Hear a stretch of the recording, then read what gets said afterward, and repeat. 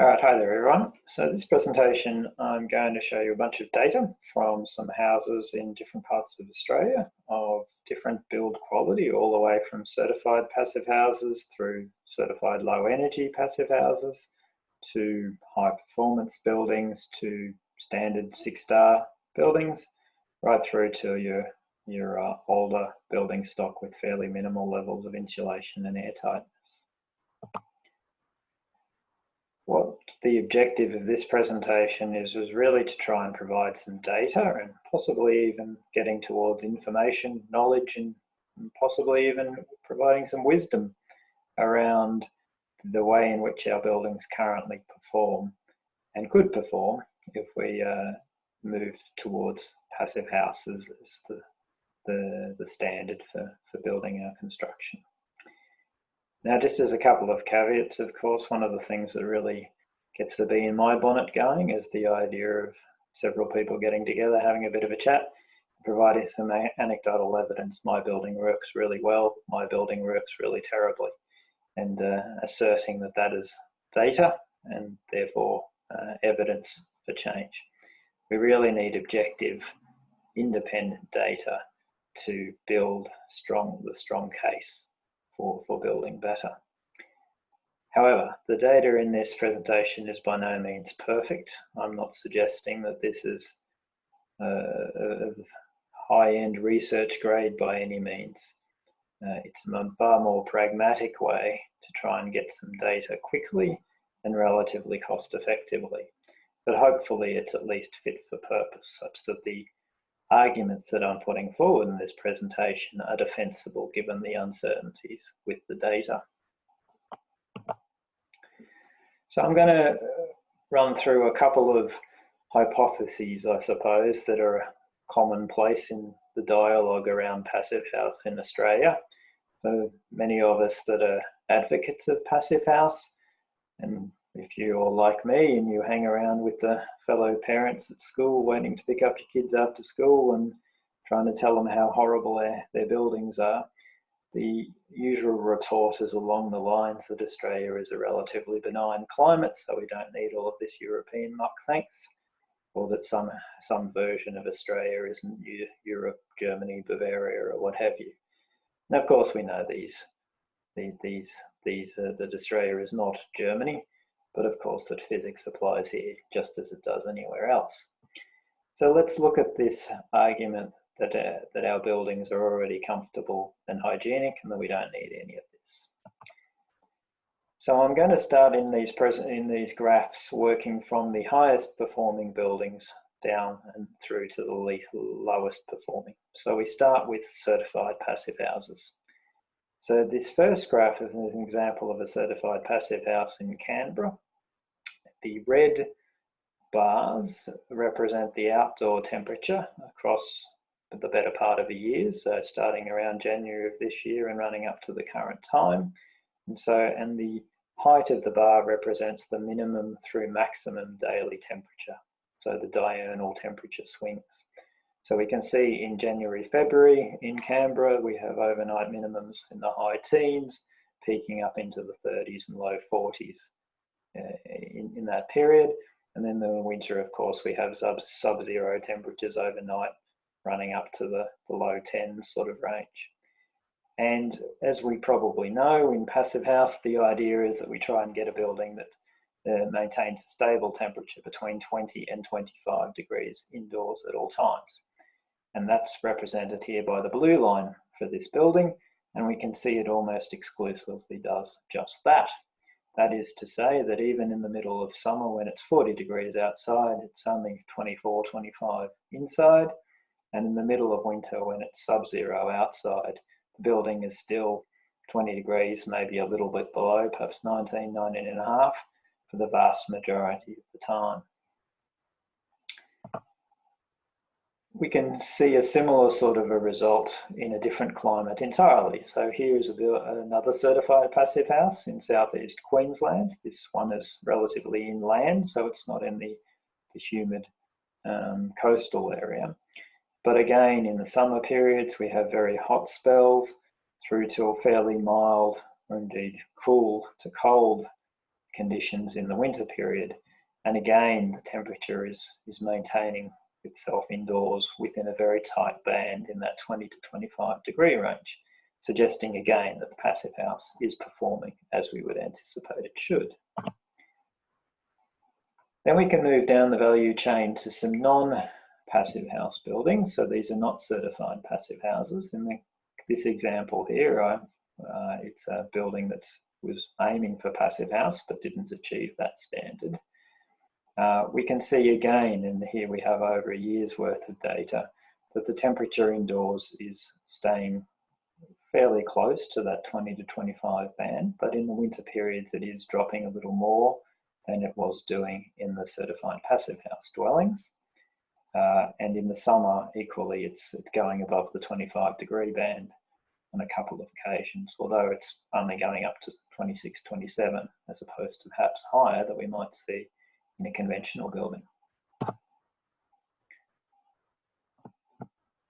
This is a retrofit project in Melbourne, an extension on a building that was built to passive house standard, although again, I don't believe it was certified.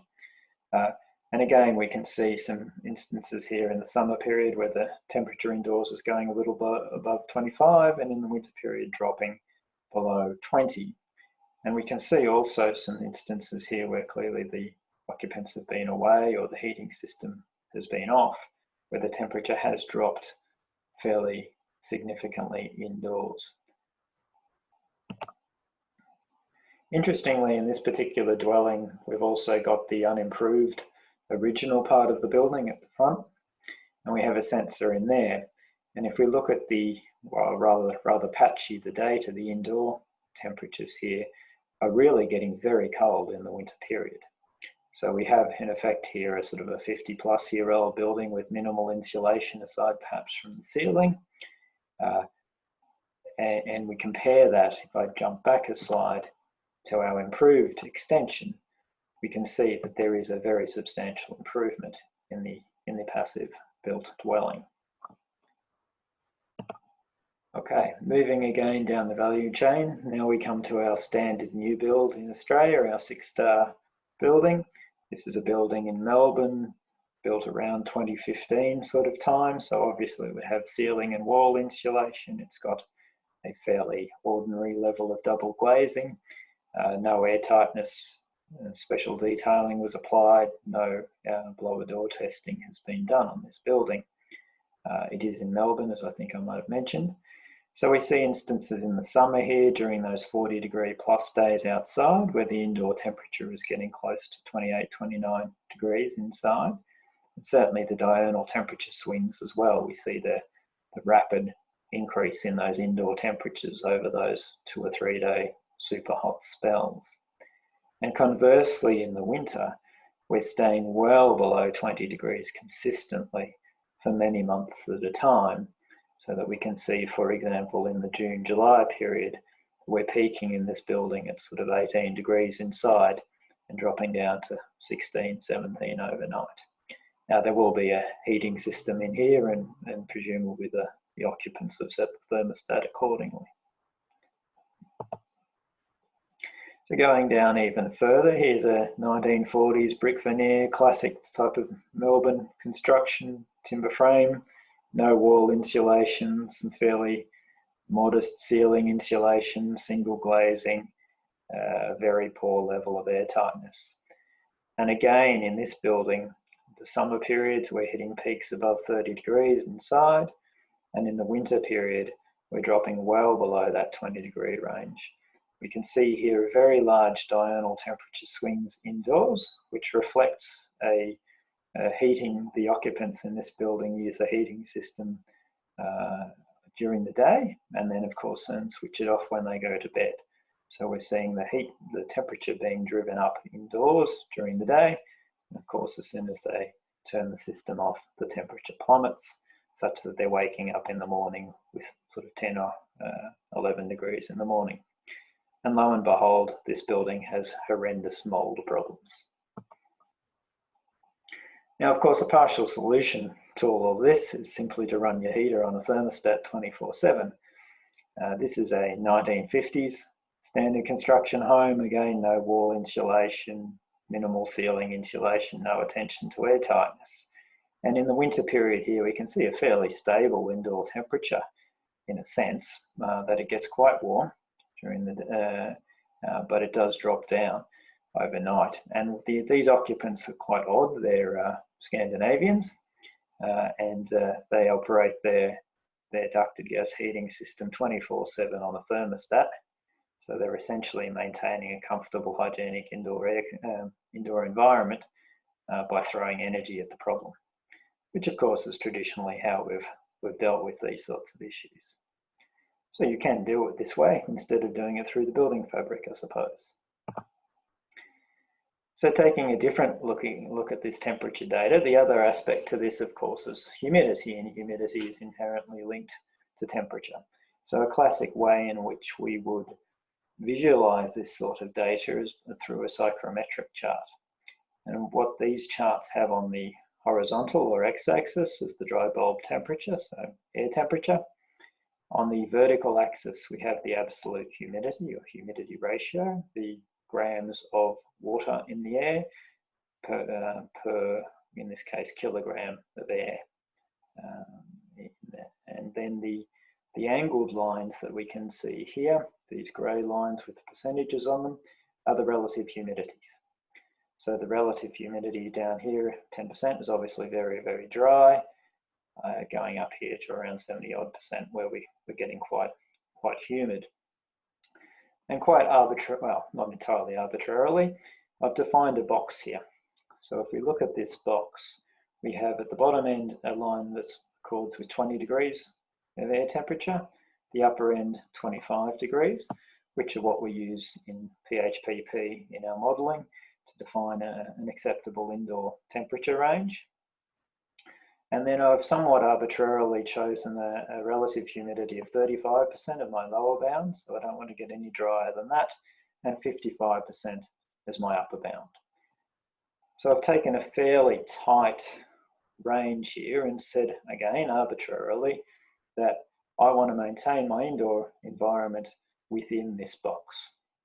And so my indicator of performance here is that all of these points that I've marked in here, which are temperature relative humidity readings in this particular building, would ideally fall within that particular box here.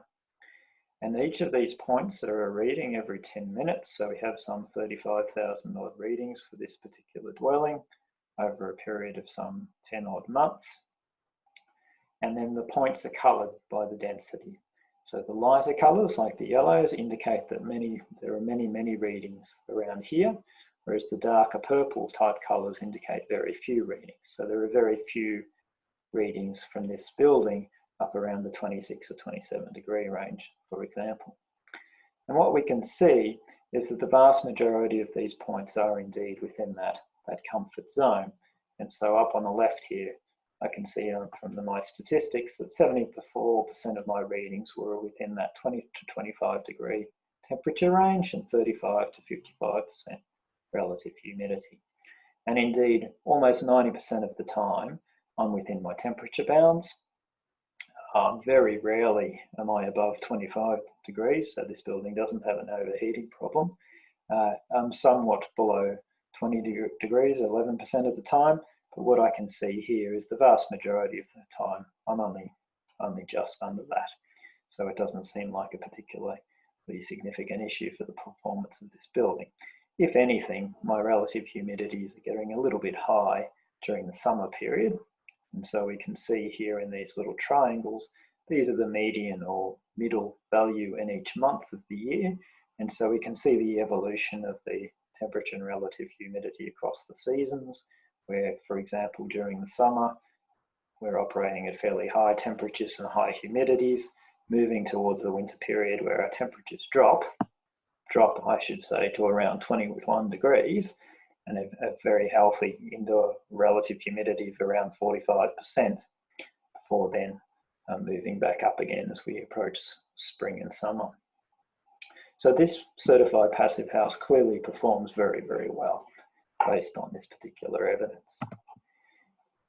Moving through a number of different buildings then, here again is that Queensland certified passive house that I mentioned before.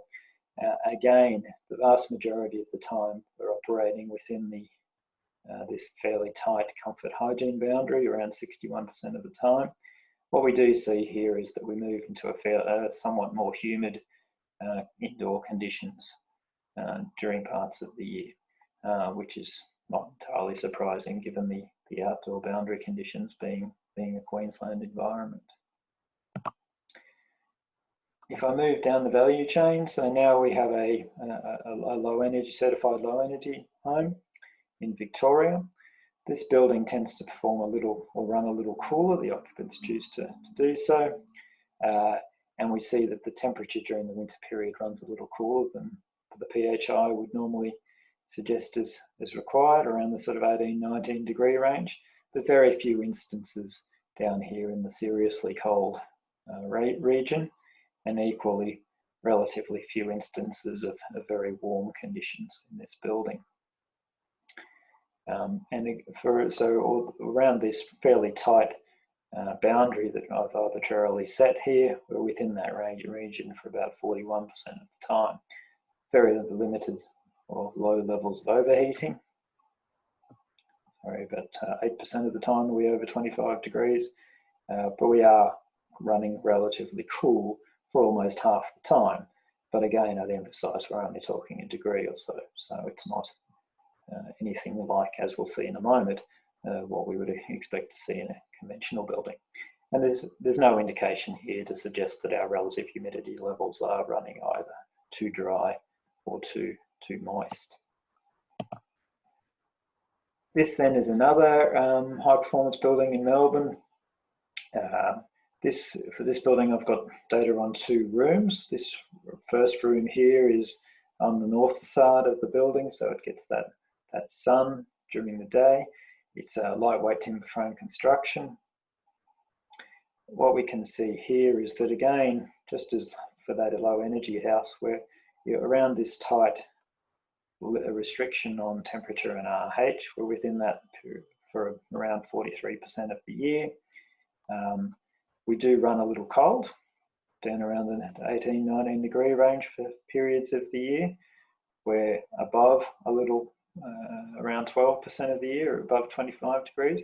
Some of these points I wouldn't take too literally out here at this range. That's more likely just the sun directly impacting on the sensor, sending it to a somewhat spurious high reading.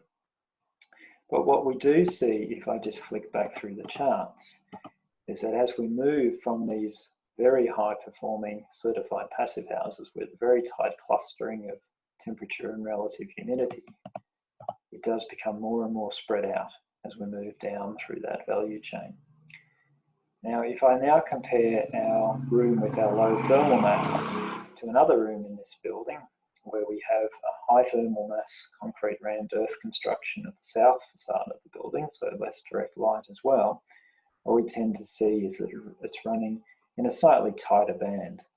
Now, you could probably argue whether that's directly related to the thermal mass, but again, it's tending to run a little cool relative to PHI expectations, but again, a fairly tight band, although certainly not as tight as we would see for our certified passive homes. A similar story here for this building, also in Melbourne. Again, built to a high performance around the 1 ACH range, very high levels of continuous insulation. Generally, it's performing within our temperature and RH bands for just over half of the time, but does tend to run a little cool. And again, some of these very cool readings and very warm readings are probably spurious and aren't worth spending too much time on. So now we move down to our standard construction, our 6-star new build home. This is our 2015 build with double glazing. And what we can see here is that again, we're running very cool for a significant part of the year. So around our July, August, September times, we're down average temperatures in this building around 16 degrees. We're very rarely within our arbitrary comfort area of only 4% of the time are within that rectangle. don't have a significant overheating problem, but clearly we're running both cool and humid in this building, which is probably not a good indicator for hygienic building performance and possible indicator of mold in the long term. All right, so getting worse again. So here's our 1940s building with a bit of ceiling insulation and nothing beyond that. Again, look at the sprawl of points. So this building's temperature fluctuates wildly depending on outdoor conditions and of course depending on the way in which the occupants choose to use their heating and cooling systems. But as a general rule, we're running cold, and this building has significant periods where it's running around 14, 15 degrees. And I happen to know this building quite well, and I can anecdotally suggest that you go inside this building in the winter and it is cold. And even in your shoulder periods around October, you're still running on average temperatures across the day around 19 degrees. It's only really for a very short period during the summer months that you are anywhere near comfortable temperatures. But again, consistently running fairly high humidities. Lo and behold, this house has a lot of significant mold problem. All right, other parts of Australia. So here's a Sydney terrace, again, fairly modest levels of ceiling insulation, a decentralized mechanical ventilation system in the case of this building. And we see that it tends to run fairly humid, which is again probably an indication of the boundary conditions, Sydney being a relatively more humid environment than the more southern climates like Melbourne. So although the temperature conditions here aren't too bad, you are still running cool in winter, even in this milder climate, but you're also running humid almost all throughout the year. So you're running at an average humidity there most of the year around 60-odd%. Now, of course, you can rectify this. You can throw energy at the problem. And so here we have a Melbourne office environment, a conditioned space, and it's achieving fairly good levels of temperature. Most of the year it's within our temperature bounds. It's running fairly dry, which is probably an indication of the way in which the HVAC is running, but it also tends to run, if anything, hot. And this probably reflects the orientation of this building, the brick masonry construction, and the occupants do report that they feel perfectly comfortable in winter with the heater on, but it does tend to get pretty warm in the summer. Here again is another climate. So this one is Perth, which if any is probably as close as a benign climate as we're going to get in Australia. It doesn't tend to get cool. Even in the winter, it's staying quite a mild, pleasant temperature inside. It's not getting particularly humid, but it is getting hot in summer. This is a double brick construction. All right, so this one then is again an example of throwing energy at the problem. So this is our poorly built 1950s construction brick veneer double brick building, in Melbourne. The occupants here are running their gas heater on the thermostat. And so for much of the year, they can get the temperature and the relative humidity within the desirable bounds by throwing energy at the problem. But of course, as soon as it's off, in the winter, it'll get cold, and conversely, in the summer, there's some instances here where it's tending to get pretty warm. All right, so that's temperature relative humidity. So hopefully we've demonstrated that a well-built building in most climate zones of Australia has a far better chance of achieving a comfortable and hygienic indoor environment. The second part of the debate I often have with other parents around the place is about indoor air quality and this notion that buildings need to breathe, or the chilly right mate, just open a window, all this mechanical ventilation stuff is nonsense. So let's have a look at that. So the usual way we measure that is by looking at CO2, and in a way we do that because it's comparatively easy to measure. It's not easy, but it's comparatively easy. There is evidence that prolonged exposure above sort of 500 to 700 parts per million can increase heart rate temporarily, resultant heart rate variability, high blood pressure, and peripheral blood circulation reductions. It's also associated with odour, stuffiness, odour build-up in buildings, and this generally wouldn't be associated with occupants reporting discomfort. But it's not necessarily unhealthy. Exposure above 1,000 parts is associated with temporal cognitive impairment, so you might not want to be doing your maths homework or planning your retirement in that sort of environment.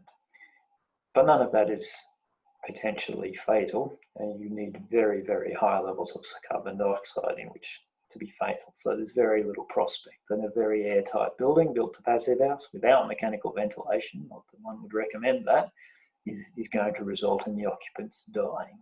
That's just not going to happen.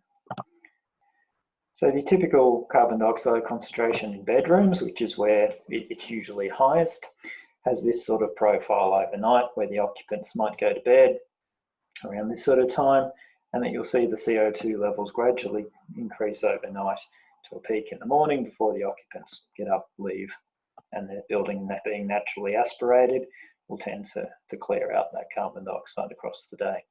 And this is a fairly typical profile for a conventional building without mechanical ventilation, where we spend a fair part of the night above what is, admittedly a fairly arbitrary threshold of 1,000 parts, but it has some medical basis if we use that cognitive effect as our indicator, or simply the discomfort elements of the odour and the stuffiness.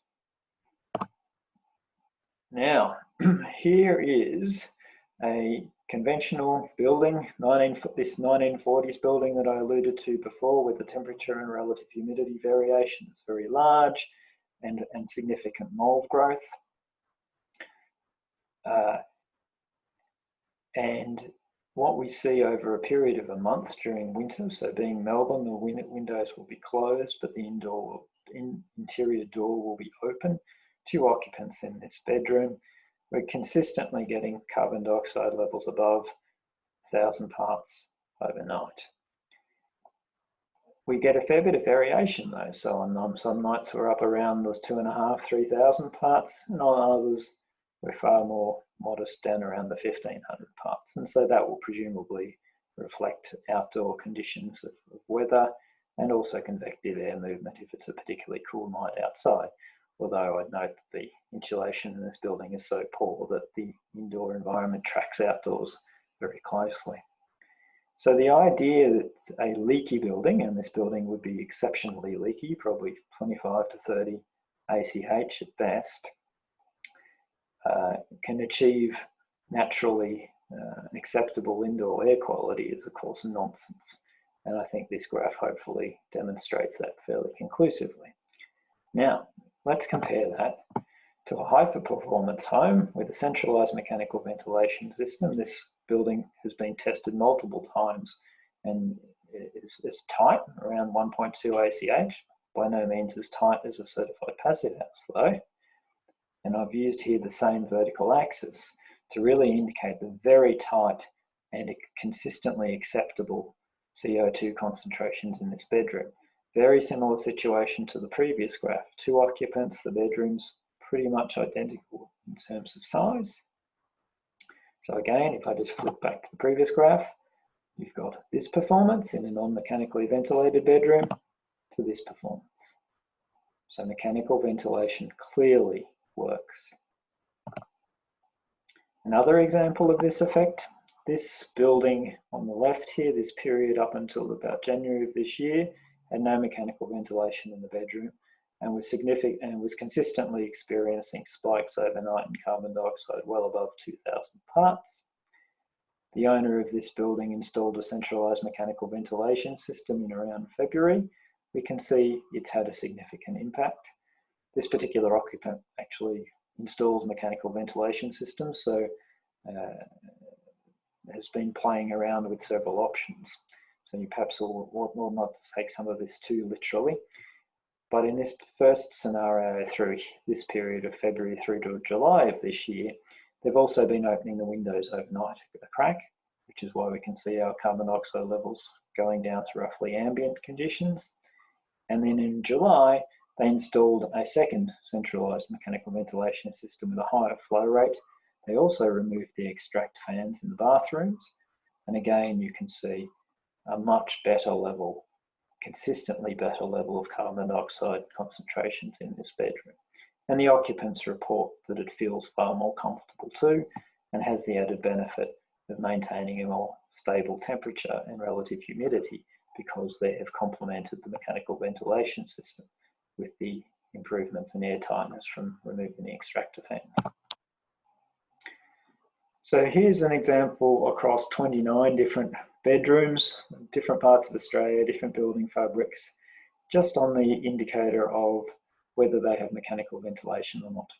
So those with mechanical ventilation in the bedrooms are coloured in red, those that are not are in blue. We have along the horizontal axis the 95th percentile daily CO2. So this is effectively, think of it as the peak CO2 level that's achieved overnight in these bedrooms. And then the shape of these hills reflects how often that value is achieved overnight. So what you want to have here is a lower number. And so what we tend to see is the bedrooms with mechanical ventilation are clustered towards much lower levels of maximum CO2 overnight, sort of in the 600 to 1,000 parts range, whereas in most of the standard dwellings, and admittedly not in all of them, most of the standard unmechanically ventilated in building or rooms, we're getting CO2 levels overnight above 1,500 parts in the case of some of these bedrooms here. All right, finally, particulate matter. So this question is really the inverse, I suppose, of the last two hypotheses I was suggesting, which is that if you build a passive house, you'll be safe from bushfire smoke. And this obviously is related to our experiences in Australia earlier this year, but it's just as relevant to the experience that's been the Western US has experienced over this Northern Hemisphere summer. So anecdotally, we would expect that a more airtight dwelling should perform better during bushfire smoke events. And that's true. We can see here that we have an outdoor condition in the blue here. This is particulate matter as a mass concentration, peaking up around 600 micrograms per cubic meter overnight on this event. We can see that we have here in the red a conventional leaky building, probably 20 ACH, where they're getting fairly close. There's a bit of filtration thanks to the building envelope, so they're probably peaking at around the 500 micrograms. But this other building here, that's represented by both the yellow and green line, which is next door to the building in the red line, is much tighter. This is that 1.2 ACH building with mechanical ventilation. It's down around the 300 to 400 parts range. So we're getting an improvement on the standard building. So just building airtight does help, but it doesn't get you down to the sorts of levels which are considered healthy.